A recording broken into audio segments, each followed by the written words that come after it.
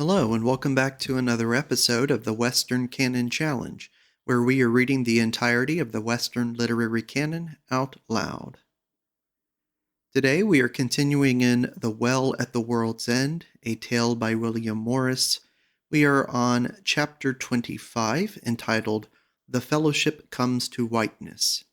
And with that, I'll get started. 2 days thereafter, the chapmen, having done with their matters in Cheaping Knowe, whereas they must needs keep some of their wares for other places, and especially for Goldburg, they diked them to be gone, and rode out a gates of a mid-morning with banners displayed.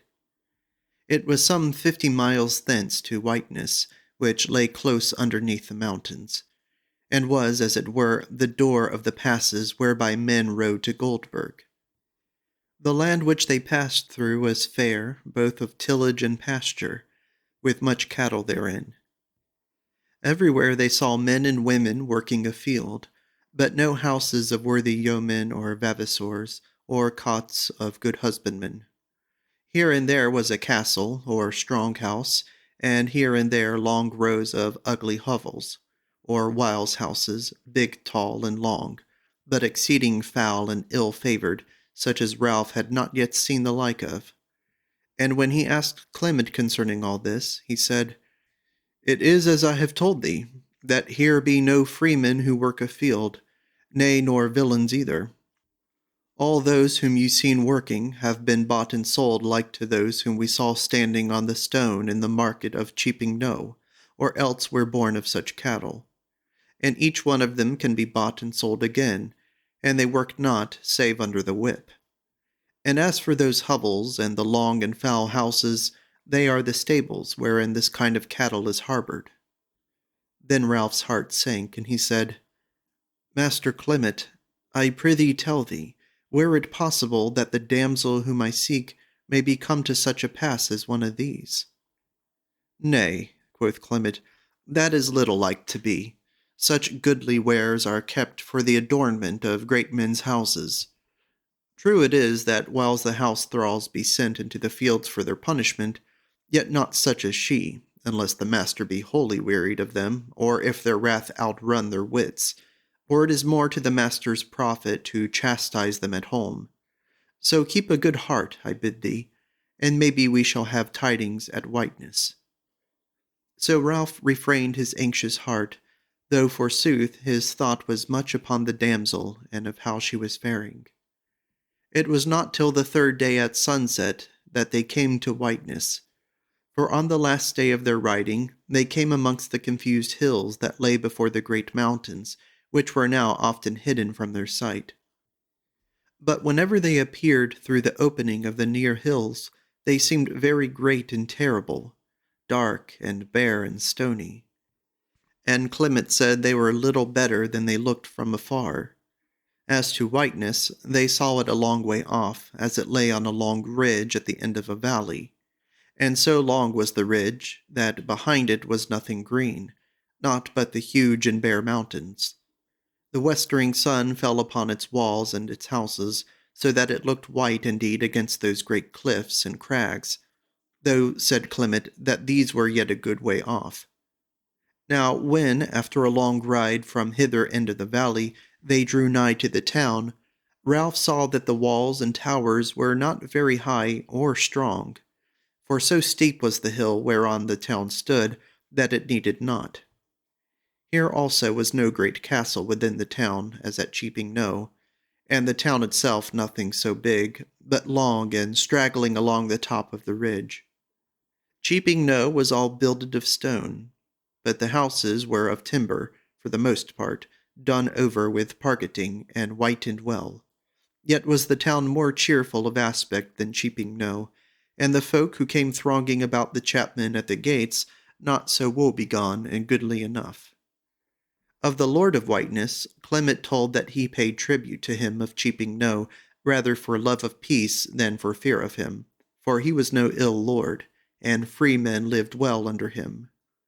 So the chapmen lodged in the market-place, and in 2 days' time Ralph got speech of the deacon of the chapmen of the town, who told him 2 matters. First, that the Lord of Utterbol had not been in whiteness these 6 months. And next, that the wild man had verily brought the damsel into the market, but he had turned away then suddenly with her, without bringing her to the stone. And that it was most like that he would have had the Lord of Utterbol by her, who, since he would be deeming that he might easily bend her to his will, would give him the better penny for her. At last, quoth the deacon, the wild man led her away toward the mountain pass that goeth to Goldburg, the damsel and he alone, and she with her hands unbound and riding a little horse. Of these tidings Ralph deemed it good that all traces of her were not lost, but his heart misgave him when he thought that by this time she might surely be in the hands of the Lord of Utterbol. Chapter 26. They ride the mountains towards Goldburg. 5 days the fellowship abode at Whiteness, and or ever they departed, Clement waged men-at-arms of the lord of the town, besides servants to look to the beasts among the mountains, so that what with one, what with another, they entered the gates of the mountains a goodly company of 80. Ralph asked of Bull if any of those whom he might meet in these mountains were of his kindred. And he answered, Nay, unless perchance there might be some 1 or 2 going their peaceful errands, there like Bull Nosy.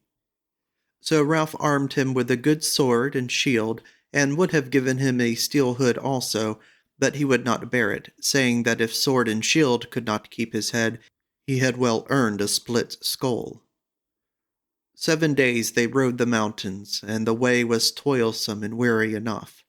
For it was not but a stony maze of the rocks, where nothing living dwelt, and nothing grew, save now and again a little dwarf willow.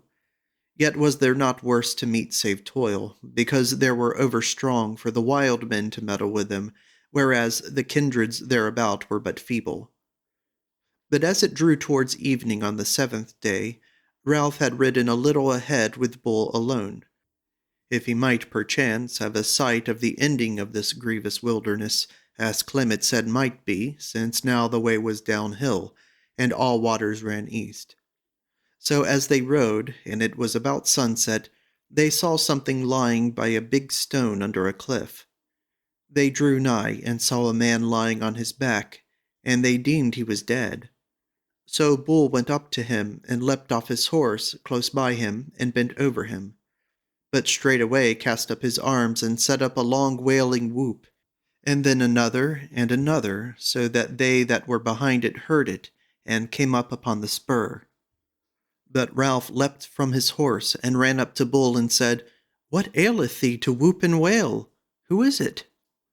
But Bull turned about and shook his head at him, and said, It is a man of my kindred, even he that was leading away thy she-friend, and belike she it was that slew him, or why is she not here? O Chon, ahoo, ahoo! Therewith fire ran through Ralph's heart, and he bethought him of that murder in the wilderness, and he fell to wringing his hands and cried out, Ah, and where is she? Where is she? Is she also taken away from me forever? O me unhappy! And he drew his sword therewith, and ran about amongst the rocks and the bushes, seeking her body. And therewith came up Clement and others of the company, and wondered to see Bull kneeling down by the corpse, and to hear him crying out and wailing, and Ralph running about like one mad, and crying out now, Oh, that I might find her! Mayhappen she is alive yet, and anigh here in some cleft of the rocks, in this miserable wilderness. O my love that hast lain in my arms, wouldst thou not have me her alive? But if she be dead, then will I slay myself. For as young as I am, that I may find thee and her out of the world, since from the world both ye are gone. Then Clement went up to Ralph, and would have a true tale out of him, and asked him what was amiss. But Ralph stared wild at him and answered not. But Bull cried out from where he knelt, He is seeking the woman, and I would that he would find her, for then I would slay her on the howe of my kinsman, for she hath slain him, she hath slain him. That word heard Ralph, and he ran at Bull with uplifted sword to slay him, but Clement tripped him, and he fell, and his sword flew out of his hand. Then Clement and 2 of the others bound his hands with their girdles, till they might know what had befallen. For they deemed that a devil had entered into him, and feared that he would do a mischief to himself or some other. And now was the whole fellowship assembled, and stood in a ring round about Ralph and Bull and the dead man. As for him, he had been dead some time, many days belike, but in that high and clear cold air his carcass, whistled by the wind, had dried rather than rotted, and his face was clear to be seen, with its great hooked nose and long black hair, and his skull was cloven. Now Bull had done his wailing for his kinsman, and he seemed to wake up as from a dream. He looked about the ring of men and spake, Here is a great to-do, my masters. What will ye with me? Have ye heard, or is it your custom, that when a man cometh on the dead corpse of his brother, his own mother's son, he turneth it over in his foot, as if it were the carcass of a dog, and so goeth on his way? This I ask, that albeit I be but a war-taken thrall, I be suffered to lay my brother in earth, and heap a howe over him in these mountains. They all murmured a yea-say to this, save Ralph. He had been sobered by his fall, and was standing up now betwixt Clement and the captain, who had unbound his hands, now that the others had come up. He hung his head, and was ashamed of his fury by seeming. But when Bull had spoken, and the others had answered, Ralph said to Bull, wrathfully still, but like a man in his wits, Why didst thou say that thou wouldest slay her? Hast thou found her? Said Bull. Nay, quoth Ralph sullenly. Well then, said Bull, when thou dost find her, we will speak of it. Said Ralph, Why didst thou say that she hath slain him? I was put out of my wits by the sight of him dead, said Bull. But now I say mayhappen she hath slain him. And mayhappen not, said Clement. Look here to the cleaving of his skull right through this iron headpiece, which he will have bought at Cheaping Knowe, for I have seen such like in the armourer's booth there. It must have taken a strong man to do this. Yea, quoth the captain, and a big sword to boot. This is the stroke of a strong man, wielding a good weapon. Said Bull, Well, and will my master bid me forego vengeance for my brother's slaying, or that I bear him to purse? Then let him slay me now, for I am his thrall. Said Ralph, Thou shalt do as thou wilt herein, and I will also do as I will. For if she slew him, the taking of her captive should be set against the slaying. That is but right, said the captain. But, Sir Ralph, I bid thee take the word of an old man-at-arms for it, that she slew him not, neither she nor any other woman. Said Clement, Well, let all this be. But tell me, Lord Ralph, what wouldest thou do, since now thou art come to thyself again? Said Ralph, I would seek the wilderness hereabout, if perchance the damsel be thrust in some cleft or cavern, alive or dead. Well, said Clement, this is my rede. Since Bull Shockhead would bury his brother, and Lord Ralph would seek the damsel, and whereas there is water anigh, and the sun is well nigh set, let us pitch our tents and abide here till morning, and let night bring counsel unto some of us. How say ye, fellows? None naysayed it, and they fell to pitching the tents and lighting the cooking fires. But Bull at once betook him to digging a grave for his brother, whilst Ralph, from the captain and 4 others, went and sought all about the place, and looked into clefts of rocks, but found not the maiden nor any token of her. They were long about it, and when they were come back again, and it was night, though the moon shone out, there was Bull Shockhead standing by the howe of his brother Bull Nosy, which was heaped up high over the place where they had found him. So when Bull saw him, he turned to him and said, King's son, I have done what needs was for present. Now wilt thou slay me for my fault, or shall I be thy man again, and serve thee truly, unless the blood feud come between us? Said Ralph, Thou shalt serve me truly, and help me to find him who hath slain thy brother, and carried off the damsel. For even thus it hath been done, meseemeth, since about here we have seen no signs of her alive or dead. But tomorrow we shall seek wider, ere I ride on my way. Yea, said Bull, and I will be one in the search. So then they gat them to their sleeping berths, And Ralph, contrary to his wont, lay long awake, pondering these things, till at last he said to himself that this woman whom he called Dorothea was certainly alive, and wotted that he was seeking her. And then it seemed to him that he could behold her through the darkness of night, clad in the green flowered gown as he had first seen her. And she bewailing her captivity and the long tarrying of the deliverer as she went to and fro in a great chamber, builded of marble and done about with gold and bright colors. And or ever he slept, he deemed this to be a vision of what then was, rather than a memory of what had been, and it was sweet to his very soul. Chapter 27. Clement tells of Goldburg. Now when it was morning, he rose early and roused Bull and the captain.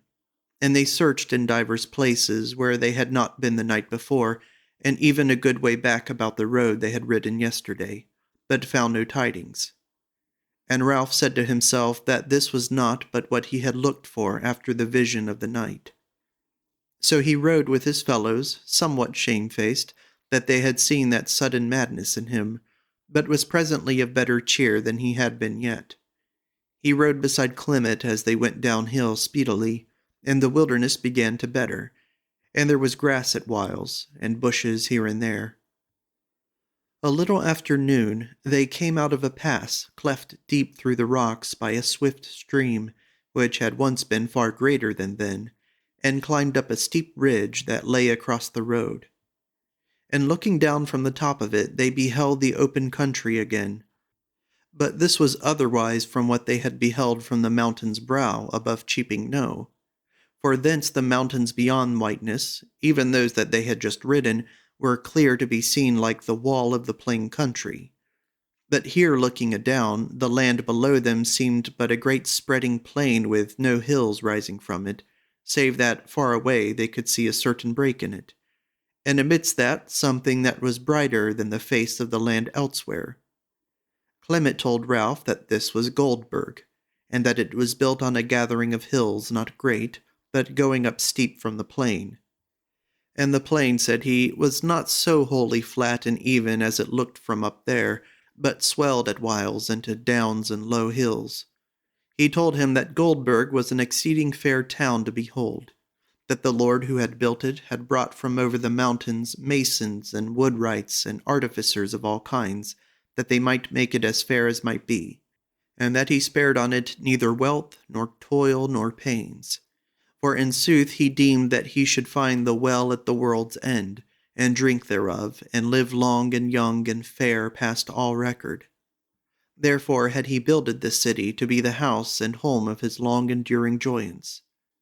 Now some said that he had found the well and drank thereof, while others naysayed that.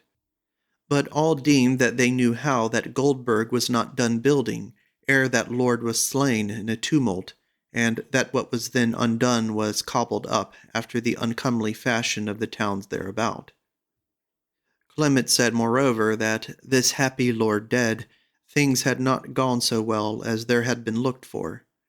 Forsooth it had been that lord's will and meaning that all folks in Goldburg should thrive, both those who wrought and those who for whom they wrought.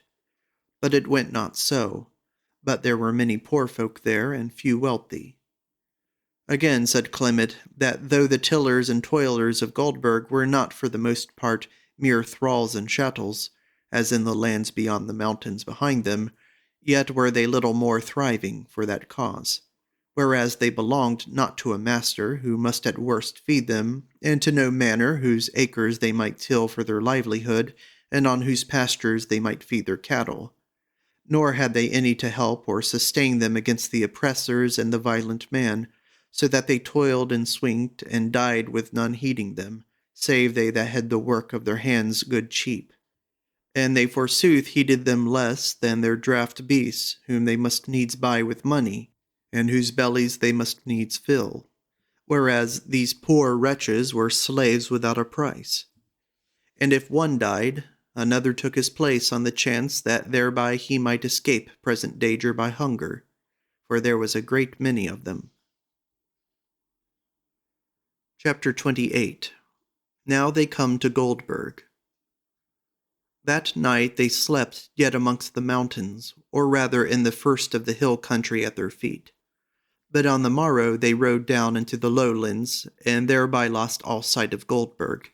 And it was yet afar off, so that they rode 4 days through lands well tilled, but for the most part ill housed, a country of little hills and hollows and rising grounds, before they came in sight of it again, heaving up huge and bright under the sun.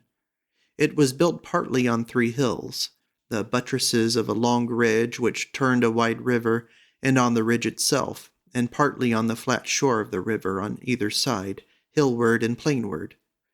But a great white wall girded all about, which went right over the river as a bridge, and on the plain side it was exceeding high, so that its battlements might be somewhat evened with those of the hill wall above, so that as they came up to the place they saw little of the town because of the enormity of the wall, scarce aught save a spire or a tall towering roof here and there. So when they were come anigh the gate, they displayed their banners and rode right up to it, and the people thronged the walls to see their riding. One by one they passed through the wicket of the gate, which gate itself was verily huge beyond measure, all built of great ashlar stones. And when they were within, it was like a hall somewhat long and exceeding high, most fairly vaulted. Mid most of the said hall they rode through a noble arch on their right hand, and lo, another hall exceeding long, but lower than the first, with many glazed windows set in its townward wall. And when they looked through these, they saw the river running underneath, for this was naught but the lower bridge of the city. And they learned afterwards, and saw, that above the vault of this long bridge rose up the castle, chamber on chamber, till its battlements were level with the highest towers of the wall on the hilltop.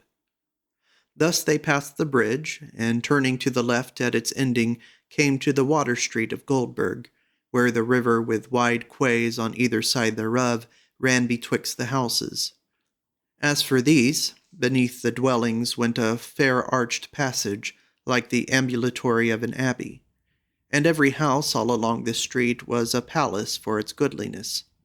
The houses were built of white stones, and red and grey, with shapely pillars to the cloister, and all about carvings of imagery and knots of flowers. Goodly were the windows, and all glazed, as fair as might be. On the river were great barges, and other craft such as were not sea-goers, river ships that might get them through the bridges, and furnished with masts that might be lowered and shipped. Much people was gathered to see the chapmen enter, yet scarce so many as might be looked for in so goodly a town. Yea, and many of the folk were clad foully, and were haggard of countenance, and cried on the chapmen for alms. Howbeit some were clad gaily and richly enough, and were fair of favour as any that Ralph had seen since he left Upmeads. And amongst these goodly folk were women, not a few, whose gear and bearing called to Ralph's mind the women of the wheat-wearers, whom he had seen erst in the Burg of the Four Friths, whereas they were somewhat wantonly clad in scanty and thin raiment. And of these, though they were not of thralls, were many who were in servitude. For, as Clement did Ralph to wit, though the tillers of the soil and the herdsmen, in short the hewers of wood and drawers of water, were men masterless, yet rich men might and did buy both men and women for servants in their houses, and for their pleasure and profit in divers wise. So they rode to their hostel in the market-place, which lay a little back from the river in an ingle or the ridge on one of its buttresses, and all round said the market were houses as fair as first they had seen. But above, on the hillsides, save for the castle and palace of the queen, for a woman ruled in Goldburg, were the houses but low, poorly built of post and pan, and thatched with straw or reed or shingle. But the great church was all along one side of the market-place, and albeit this folk was somewhat wild and strange of faith for Christian men, yet it was dainty and delicate as might be, and its steeples and bell towers were high and well builded, and adorned exceeding richly. So they lighted down at their hostel, and never had Ralph seen such another, for the court within was very great, and with a fair garden filled with flowers and orchard trees. and amidst it was a fountain of fresh water, built in the goodliest fashion of many-colored marble stones. And the arched and pillared way about the said court was as fair as the cloister of a mitred abbey. And the hall for the guests was of like fashion, vaulted with marvellous cunning, and with a row of pillars amidst most. There they abode in good entertainment. Yet this noted Ralph, that as goodly as was the fashion of the building of that house, yet the hangings and beds and stools and chairs and other plenishings were no richer or better than might be seen in the hostelry of any good town. So they went bedward, and Ralph slept dreamlessly, as was mostly his wont. Chapter 29 of Goldburg and the Queen thereof. On the morrow, when Ralph and Clement met in the hall, Clement spake and said, Lord Ralph, as I told thee in Whitwall, we chapmen are now at the end of our outward journey, and in about 20 days' time we shall turn back to the mountains. But as I deem, thou wilt be minded to follow up thy quest of the damsel, and whatsoever else thou mayest be seeking. Now this thou mayest do all the whiles we are here in Goldburg, and yet come back hither in time to fare back with us. And also, if thou wilt, thou mayest have fellows in thy quest, to wit some of those are men at arms, who love thee well. But now, when thou hast done thy best these days during, if thou hast then found naught, I counsel thee and beseech thee to come thy ways back with us, that we twain may wend the Upmeads together, where thou shalt live well, and better all the deeds of thy father. Meseemeth this will be more meet for thee than the casting away of thy life in seeking a woman, who maybe will be naught to thee when thou hast found her, or in chasing some castle in the clouds that shall be never the nigher to thee, howsoever thou farest. For now I tell thee that I have known this while how thou art seeking the well at the world's end, and who knoweth that there is any such thing on the earth? Come then, thou art fair and young and strong, and if ye seek wealth, thou shalt have it, and my furtherance to the utmost, if that be aught worth. Bethink thee, child, there are that love thee in Upmeads and thereabout, were it but thy gossip, my wife, Dame Catherine. Said Ralph, Master Clement, I thank thee for all that thou hast said, and thy behest and thy deeds. Thy rede is good, and in all ways will I follow it save one, to wit, that I have not found the damsel ere ye turn back. I must needs abide in this land searching for her. And I pray the pardon both of thee and of thy gossip, if I answer not your love as you would, and perchance as I should. Yea, and of the Upmeads also I crave pardon. But in doing as I do, my deed shall be but according to the duty bounden on me by mine oath, when Duke Osmond may be the knight last year in the church of St. Lawrence of Upmeads. Said Clement, I see that there is something else in it than that. I see thee to be young, and that love and desire bind thee in closer bonds than thy knightly oath. Well, so it must be, and till thou hast her, there is none but one woman in the world for thee. Nay, it is not so, Master Clement, said Ralph, and I will tell thee this, so that thou mayest trow my naysay. Since I departed from Upmeads, I have been taken in the toils of love, and desired a fair woman, and I have won her, and death hath taken her. Trowest thou my word? Yea, said Clement, but to one of thy years love is not plucked up by the root, and it soon groweth again. Then said Ralph sadly, Now tell my gossip of this when thou comest home. Clement nodded yea-say, and Ralph spake again in a moment. And now will I begin my search in Goldburg by praying thee to bring me to speech of merchants and others who may have seen or heard tidings of my damsel. He looked at Clement anxiously as he spoke, and Clement smiled, for he said to himself that looking into Ralph's heart on this matter was like looking into a chamber through an open window. But he said, Fear not, but I will look to it. I am thy friend, and not thy schoolmaster. Therewith he departed from Ralph, and within 3 days he had brought him to speech of all these who were like to know anything of the matter, and one and all they said that they had seen no such woman, and that as for the Lord of Utterbol, he had not been in Goldburg these 3 months. But one of the merchants said, Master Clement, if this young knight is bound for Utterbol, he beareth his life in his hand, as thou knowest full well. Now I rede thee bring him out to our queen, who is good and compassionate, and if she may not help him otherwise, yet belike she may give him in writing to show that tyrant which may stand him instead. For it does not do for any man to go against the will of our lady and queen, who will surely pay him back for his ill will same day or other. Said Clement, It is well thought of, and I will surely do as thou biddest. So wore 4 days, and that time during, Ralph was going to and fro asking questions of folk that he came across, as people new come to the city, and hunters from the mountain feet in the forest of the plain, and mariners and such like, concerning the damsel and the lord of Utterbol. And Bull also went about seeking tidings, but whereas Ralph asked downright what he wanted to know, Bull was wary, and rather led men on to talk with him concerning those things than asked them of such wise that they saw the question. Albeit it was all one, and no tidings came to them. Indeed, the name of the lord of Utterbol, whom forsooth Bull named not, seemed to freeze the speech of men's tongues, and they commonly went away at once when it was spoken. On the 5th day came Clement to Ralph, and said, Now will I bring thee to the queen, and she is young, and so fair that withal so wise, that it seems to me not all so sure but that the sight of her will make an end of thy quest once for all, so that meseems thou mayest abide here in a life far better than wandering amongst uncouth folk, perilous and cruel. Yea, so thou mayest have it if thou wilt, being so exceedingly goodly and wise, and well spoken, and of high lineage. Ralph heard and reddened, but gave him back no answer, and they went together to the high house of the queen, which was like a piece of the kingdom of heaven for loveliness, so many pillars as there were of bright marble stone, and gilded, and chapiters carved most excellently.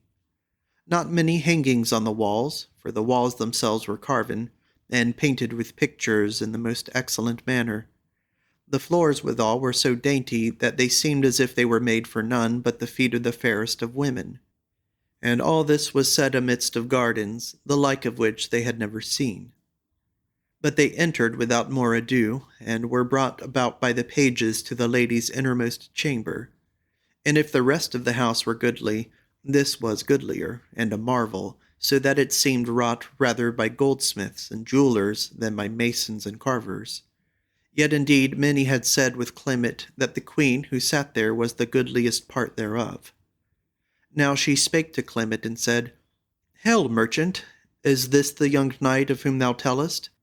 He who seeketh his beloved, that hath been borne away into thraldom by evil men? Even so, said Clement. But Ralph spake, Nay, lady, the damsel whom I seek is not my beloved, but my friend, my beloved is dead. The queen looked on him smiling kindly, yet was her face somewhat troubled. She said, Master Chapman, thy time here is not over long for all that thou hast to do, so we give thee leave to depart with our thanks for bringing a friend to see us. But this knight hath no affairs to look to, so if he will abide with us for a little, it will be our pleasure. So Clement made his obeisance and went his ways. But the queen bade Ralph sit before her and tell her of his griefs, and she looked so kindly and friendly upon him that the heart melted within him, and he might say no word for the tears that brake out from him, and he wept before her. Meanwhile she looked on him, the color coming and going in her face, and her lips trembling, and let him weep on. But he thought not of her, but of himself, and how kind she was to him. But after a while he mastered his passion, and began, and told her all he had done and suffered. Long was the tale and telling, for it was sweet to him to lay before her both his grief and his hope. She let him talk on, and whiles she listened to him, and whiles not. But all the time she gazed on him, yet sometimes askance, as if she were ashamed. As for him, he saw her face how fair and lovely she was, yet was there little longing in his heart for her, more than for one of the painted women on the wall, for as kind and dear as he deemed her. When he had done, she kept silence a while, but at last she enforced her, and spake. Sad it is for the mother that bore thee, that thou art not in her house, wherein all things would be kind and familiar to thee. Maybe thou art seeking for what is not, or maybe thou shalt seek and shalt find, and there may be naught in what thou findest, whereof to give thee such gifts as are meet for thy faithfulness and valiancy. But in thine home shouldest thou have all gifts which thou mayest desire.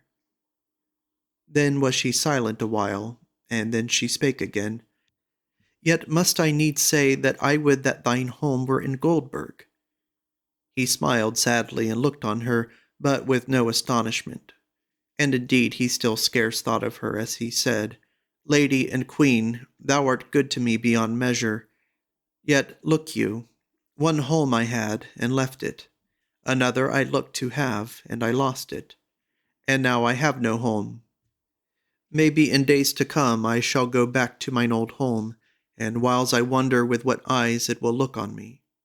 For merry is that land and dear, and I have become sorrowful. Fear not, she said. I say again that in thine home shall all things look kindly on thee. Once more she sat silent, and no word did his heart bid him speak. Then she sighed and said, Fair lord, I bid thee come and go in this house as thou wilt. But whereas there are many folk who must needs see me, and many things are appointed for me to do, therefore I pray thee to come hither in 3 days' space. And meanwhile I will look to the matter of thy search, that I may speed thee on the way to Utterness, which is no great way from Utterbol, and is the last town whereof we ought. And I will write a letter for thee to give to the Lord of Utterbol, which he will heed, if he heedeth aught my good will or enmity. I beseech thee, come for it in 3 days' wearing. Therewith she arose, and took his hand, and led him to the door, and he departed, blessing her goodness, and wondering at her courtesy and gentle speech. For those 3 days he was still seeking tidings everywhere, till folk began to know of him far and wide, and to talk of him. And at the time appointed he went to the queen's house, and was brought to her chamber as before, and she was alone therein. She greeted him, and smiled on him exceedingly kindly, but he might not fail to note of her that she looked sad, and her face was worn by sorrow. She bade him sit beside her, and said, Hast thou any tidings of the woman whom thou seekest? Nay, nay, said he, and now I am minded to carry on the search out of gates. I have some good friends who will go with me a while. But thou, lady, hast thou heard aught? Not of the damsel, she said, but there is something else. As Clement told me, thou seekest the well at the world's end, and through Utterness and by Utterbol is a way whereby folk seek thither. Mayest thou find it, and may it profit thee more than it did my kinsman of old, who first raised up Goldburg in the wilderness. Whereas for him was naught but strife and confusion, till he was slain in a quarrel, wherein to fail was to fail, and to win the day was to win shame and misery. She looked on him sweetly, and said, Thou art nowise such as he, and if thou drink of the well, thou wilt go back to Upmeads, and thy father and mother, and thine own folk and thine home. But now here is the letter which thou shalt give to the Lord of Utterbol if thou meet him, and mayhappen he is not so evil a man as the tale of him runs. She gave him the letter into his hands, and spake again, And now I have to say this to thee, if anything go amiss with thee, and thou be nigh enough to seek to me, come hither. And then, in whatso plight thou mayest be, or whatsoever deed thou mayest have done, here will be the open door for thee, and the welcome of a friend. Her voice shook a little as she spake, and she was silent again, mastering her trouble. Then she said, At last I must say this to thee, that there may no lie be between us. That damsel of whom thou spakest, that she was but thy friend, and not thy love, oh, that I might be thy friend in such wise. But over clearly I see that it may not be so. For thy mind looketh on thy deeds to come, that they shall be shared by some other than me. Friend, it seemeth strange and strange to me that I have come on thee so suddenly, and loved thee so sorely, and that I must needs say farewell to thee in so short a while. Farewell, farewell." Therewith she arose, and once more she took his hand in hers, and led him to the door. And she was sorry and all amazed, for he had not thought so much of her before, that he might see that she loved him. And he thought but that she, being happy and great, was kind to him, who was hapless and homeless. And he was bewildered by her words, and sore ashamed that for all his grief for her he had no speech, and scarce a look for her. He knew not what to do or say. So he left the queen's house and the court thereof, as though the pavement were growing red hot beneath his feet. Chapter 30. Ralph hath hope of tidings concerning the Well at the World's End. Now he went to Clement, and told him that he deemed he had no need to abide their departure from Goldburg to say farewell and follow his quest further afield, since it was clear that in Goldburg he should have no more tidings. Clement laughed and said, "Not so fast, Lord Ralph. Thou mayest yet hear a word or two." "What?" said Ralph. "Hast thou heard of something new?" Said Clement, "There has been a man here seeking thee, who said that he wotted of a wise man who could tell thee much concerning the Well at the World's End. And when I asked him of the damsel and the Lord of Utterbol, if he knew anything of her, he said yea, but that he would keep it for thy privy ear. So I bade him go and come again when thou shouldest be here, and I deem that he will not tarry long." Now they were sitting on a bench outside the hall of the hostel, with the court between them and the gate. And Ralph said, "Tell me, didst thou deem the man good or bad?" Said Clement, "He was hard to look into, but at least he looked not a fierce or cruel man, nor indeed did he seem false or sly, though I take him for one who hath lost his manhood. But lo you, here he comes across the court." So Ralph looked, and saw in sooth a man drawing nigh, who came straight up to them and lowed to them, and then stood before them waiting for their word. He was fat and somewhat short, white-faced and pink-cheeked, with yellow hair long and curling, and with a little thin red beard and blue eyes, altogether much unlike the fashion of men of those parts. He was clad gaily in an orange tawny coat laced with silver, and broidered with colours. Clement spake to him and said, "This is the young knight who is minded to seek further east to wot if it be mere lies which he hath heard of the Well at the World's End." The newcomer loaded before them again, and said in a small voice, and as one who was shy and somewhat afeard, "Lords, I can tell many a tale concerning that well, and them who have gone on the quest thereof. And the first thing I have to tell is that the way thereto is through Utterness, and that I can be a shower of the way and a leader to any worthy knight who listeth to seek thither. And moreover, I know of a sage who dwelleth not far from the town of Utterness, and who, if he will, can put a seeker of the well on the right road." He looked askance on Ralph, whose face flushed and whose eyes glittered at that word. But Clement said, "Yea, that seemeth fair to look to. But hark ye, is not so that the way to Utterness is perilous?" Said the man, "Thou mayest rather call it deadly to any who is not furnished with a let-pass from the Lord of Utterbol as I am. But with such a scroll a child or a woman may win the road unharmed." "Where hast thou the said let-pass?" said Clement. "Here," quoth the newcomer, and therewith he drew a scroll from out of his pouch and opened it before them. They read it together, and sure enough it was a writing charging all men so let pass and aid Morfinn, the minstrel, of whose aspect it told closely, under pain of falling into the displeasure of Gandalf, Lord of Utterbol, and the date thereon was but 3 months old. Said Clement, "This is good, this let pass. See thou, Ralph, the seal of Utterbol, the bear upon the castle wall. None would dare to counterfeit this seal, save one who was weary of life and longed for torments." Said Ralph, smiling, "Thou seest, Master Clement, that there must be a parting betwixt us, and that this man's coming furthers it. But were he or were he not, yet the parting had come. And wert thou not liefer that it should come in a way to pleasure and aid me, than that thou shouldest but leave me behind at Goldburg when thou departest. And I would not done toward the achieving my quest, but merely dragging my deadless body about these streets, and at last, it may be, going on a perilous journey without guiding or safe conduct. Yea, lad, said Clement, I wotted well that thou wouldest take thine own way, but fain had I been that it had been mine also. Then he pondered a while, and said afterwards, I suppose that thou wilt take thy servant Bull Shockhead with thee, for he is a stout man at arms, and I deem him trusty, though he be a wild man.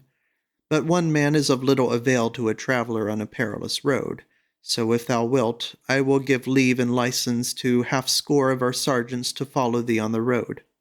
For as thou wottest, I may easily wage others in their place, or else wouldest thou ask the Queen of Goldburg to give thee 10 of men-at-arms.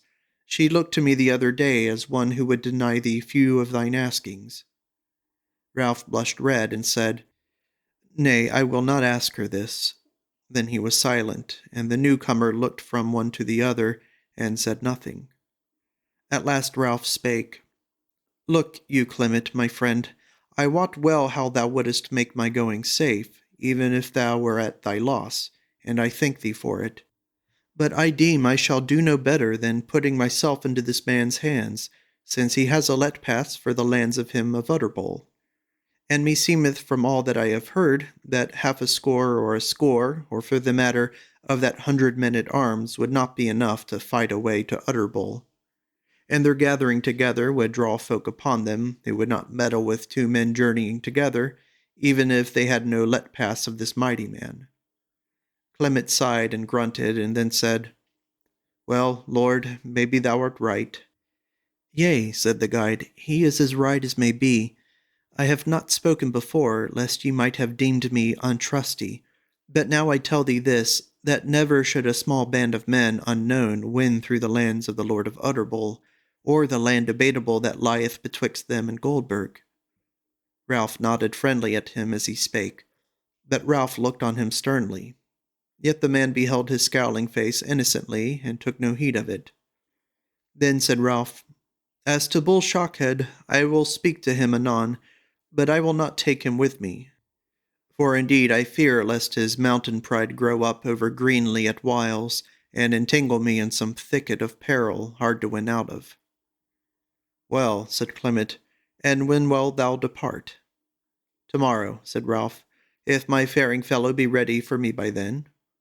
I am all ready, said the man. If thou wilt ride out by the east gate by 2 hours before noon tomorrow, I will abide thee on a good horse, with all that we may need for the journey. And now I ask leave. Thou hast it, said Clement. So the man departed, and those 2 being left alone, Master Clement said, Well, I deem that nothing else would come of it, and I fear that thy gossip will be ill content with me, for great is the peril. Yea, said Ralph, and great the reward. Clement smiled and sighed, and said, Well, lad, even so hath a many thought before thee, wise men as well as fools. Ralph looked at him and reddened, and departed from him a little. He went walking in the cloister there to and fro, and pondered these matters, and whatever he might do, still would that trim figure be before his eyes which he had looked on so gladly erewhile in the hostel of Bourbon Abbess. And he said aloud to himself, Surely she needeth me, and draweth me to her, whether I will or no. So wore the day. This is the end of chapters 25 through 30 of The Well at the World's End, a tale by William Morris. In the next video, we will continue with chapter 31, entitled The Beginning of the Road to Utterbol. Thank you for listening.